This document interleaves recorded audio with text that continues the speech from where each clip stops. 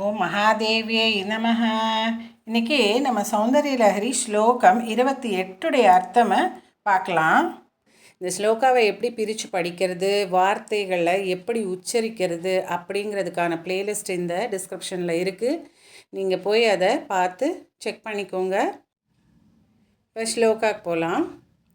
சுதாமப்யாஸ்வாத்ய பிரதிபய ஜரா மிருத்யுஹரிணீம் विपत्यन्ते विश्वे विधिशतमखाद्यादिविशदः कराळं यत्क्ष्वेळं कबलितवतः कालकलना न शम्भोस्तन्मूलं तव जननि ताडङ्गमहिमा. இந்த ஸ்லோகாவில் அம்பாளுடைய தாடங்கங்கள், அதாவது தாடங்கம் அப்படின்னா காதில் போட்டிருக்கிற அந்த காது ஆபரணத்தை தான் தாடங்கம் சொல்கிறாங்க.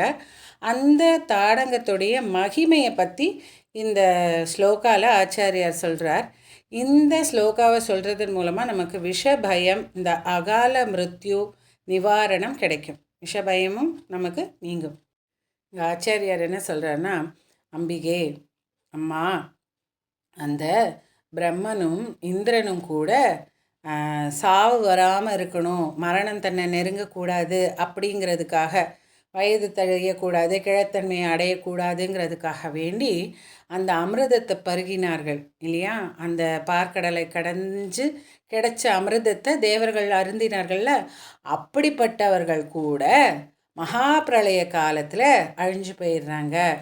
ஆனால் உன் பதியான, உன் கணவனான அந்த பரமசிவன் அந்த ஆலகால விஷத்தை பருகியவராக இருந்தாலும் கூட பிரளய காலத்தில் அழிவதில்லை.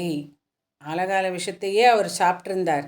ஆனால் அமிர்தத்தை சாப்பிட்டவங்களே அழியும்போது ஆலகால விஷத்தை சாப்பிட்ட உன்னுடைய பதியானவர் அந்த மகா பிரளய காலத்தில் அழிவதில்லை. ஏன் அழியறதில்லைன்னு காரணம் சொல்கிறாருன்னா, அந்த பரம பதிவிரதையான அந்த பார்வதி தேவி, அந்த சக்தி, அந்த அம்பாளுடைய காதுகளில், செவிகளில் தொங்கிக் கொண்டிருக்கும், பூட்டி இருக்கும் தாடங்கம் அப்படிங்கிற அந்த கர்ணாபரணத்தினுடைய மகிமை தான். கர்ணம்னா என்ன? காது. அந்த கர்ணாபரணம்னா காதில் அணியக்கூடிய அந்த ஆபரணமான அந்த தாடங்கம் இருக்கு இல்லையா? அதுதான் உன்னுடைய பதியான அந்த பரமசிவனை காப்பாற்றி கொண்டிருக்கிறது அப்படின்னு ஆச்சாரியா சொல்கிறார். இப்போது இந்த காலத்தில் தான் தாலியெல்லாம் நம்ம அணிகிறோம். ஆனால் அந்த காலத்தில் திருமாங்கல்யம் அணிகிற வழக்கமே கிடையாது. என்ன பண்ணுவாங்கன்னா, கருகமணியும் பனையோலையாலான காதணியும் தான் அன்னைக்கு காலங்களில் அணிஞ்சாங்களாம். அப்போது இப்போ நம்ம வரலட்சுமி விரதம் பண்ணும் பொழுது, வைக்கும் பொழுது, நம்ம பூஜையில் அம்மனை அலங்காரம் பண்ணும் பொழுது அந்த சீப்பு, கண்ணாடி, அந்த கருகமணி, அந்த பனை ஓலையில் ஒன்று ரவுண்டாக இருக்கும் தெரியுமா? அதை உங்களுக்கு தெரிஞ்சிருக்கும். அதெல்லாம் தான் அதை எதுக்காக போடுறாங்கன்னா, அதை தான் அணிஞ்சிருந்தாங்க அன்னைக்கு. அதுதான் தாலி அவங்களுக்கு, அதுதான் தாடங்கம். அந்த அம்மனை ஜோடனை செய்யும்போது நமக்கு அந்த காதோல கருகமணி இதெல்லாம் போடுவோம் இல்லையா? இதுதான் முக்கியமானதாக கருதப்பட்டது. அந்த தாடங்கத்துடைய மகிமையைத்தான் ஆச்சாரியார் இந்த ஸ்லோகாவில் நமக்கு சொல்கிறார். ஸோ இப்போ உங்களுக்கு இதனுடைய அர்த்தம் என்ன அப்படிங்கிறது புரிஞ்சிருக்கும். இந்த வரி வரியாக இதனுடைய அர்த்தம் என்ன அப்படிங்கிறத நம்ம பார்க்கலாமா? சுதாமப்யாஸ்வாத்ய அப்படின்னா என்னென்னா, அந்த அமிர்தத்தை சாப்பிட்டதுக்கப்புறமாவும் பிரதிபய ஜராமிருத்யு ஹரிணி, அந்த கொடிய முதுமையே கொடுமைன்னு தான் சொல்கிறாங்க. முதுமைங்கிறது, ஓல்டேஜுங்கிறதே கொடுமைன்னு சொல்கிறாங்க. அப்புறம் மரணத்திலிருந்து, மிருத்யு ஹரிணி, மரணத்திலிருந்தும் ப்ரொடெக்ட் பண்ணுறது, பாதுகாக்கிறது அப்படின்னு வருது. விபத்தியந்தே விஸ்வே, விபத்தியந்தே அப்படின்னா அழிவின் போது அழிதல், அதாவது பிரளயத்தின் போது, மகாபிரளயத்தின் போது அழியறது தான் விபத்தியந்தே அப்படின்னு சொல்கிறாங்க. விஸ்வே விதிஷ்ட மகாத்யா திவிஷத, விஸ்வே விதிஷதம் அப்படின்னும்போது அது என்னன்னா, பிரம்மா, இந்திரன் மற்றும் பல தேவர்கள் அப்படின்னு அர்த்தம்.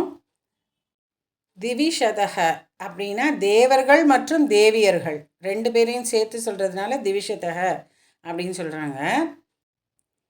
கராளம் யக்ஷ்வேளம் கபலித வத காலகலனா அப்படின்னா என்ன அர்த்தம் அப்படின்னா, அந்த கொடிய விஷத்தை அருந்திய பின்னரும் ந சம்போஸ் தன்மூலம் தவஜனனி தாடங்க மகிமா. ந சம்போ அப்படின்னா, சம்போனா சிவன், ந சம்போஸ் தன்மூலம் அவருடைய உயிர் பிரியவில்லை, அவருக்கு மரணம் இல்லை. தவ ஜனனி தாடங்க மகிமா, ஏன்னா அந்த ஜனனி அந்த அம்பிகையின் தாடங்க மகிமை அப்படிங்கிறது தான் இந்த ஸ்லோகாவுடைய அர்த்தம். இப்போ நான் இந்த ஸ்லோகாவை மறுபடியும் படிக்கும்போது உங்களுக்கு இதனுடைய அர்த்தம் புரியும் பாருங்கள். அதில் என்ன சொல்லியிருக்காங்க அப்படின்னா, அமிர்தத்தையே சாப்பிட்ட பிரம்மாவாக இருந்தாலும் விஷ்ணுவாக இருந்தாலும் மற்ற தேவர்கள் தேவியர்களாக இருந்தாலும் அந்த முதுமையையோ இல்லை அந்த மரணத்தையோ அவங்களால தவிர்க்க முடியல. அந்த மகா பிரளய காலத்தில் அவங்கெல்லாம் அழிஞ்சிடுறாங்க. ஆனால் சதியின் பதியான அந்த அந்த மகாதேவனானவர் அவர் மரணிக்கவில்லை. எப்படி அந்த காலகால விஷத்தை உண்ட அந்த பரமசிவன் மரணிக்கவில்லை. ஏனென்றால் அந்த பார்வதியானவள் அந்த சக்தியானவள் அணியக்கூடிய அந்த தாடங்கத்தின் மகிமை அவரை காப்பாற்றுகிறது அப்படிங்கிறது தான் இந்த ஸ்லோகாவுடைய அர்த்தம். இப்போ இதை படிக்கும்போது இதை நீங்கள் கேட்கும்போது இந்த அர்த்தம் உங்களுக்கு புரியும் பாருங்கள். சுதாம் அபியாஸ்வாத்ய, சுதாம் அப்படின்னா சுதானா தேன் அப்படின்னு சொல்லியிருக்கோம். அந்த தேன் தான் இங்கே அமிர்தம் அப்படிங்கிறது தான் அர்த்தம். ஓகேயா? ஸோ சுதாம் அபியாஸ்வாத்ய பிரதிபய ஜரா மிருத்யுஹரிணீம் விபத்யந்தே விஸ்வே விதிஷதமகாத்யாதிவிஷதः கராளம் யக்ஷ்வேளம் கபலிதவதः காலகலனாம் ந சம்போஸ்தன்மூலம் தவ ஜனனி தாடங்க மகிமா. அடுத்ததில் 29வது ஸ்லோகம் பார்க்கலாம். ஓ மகாதேவியை நமஹ.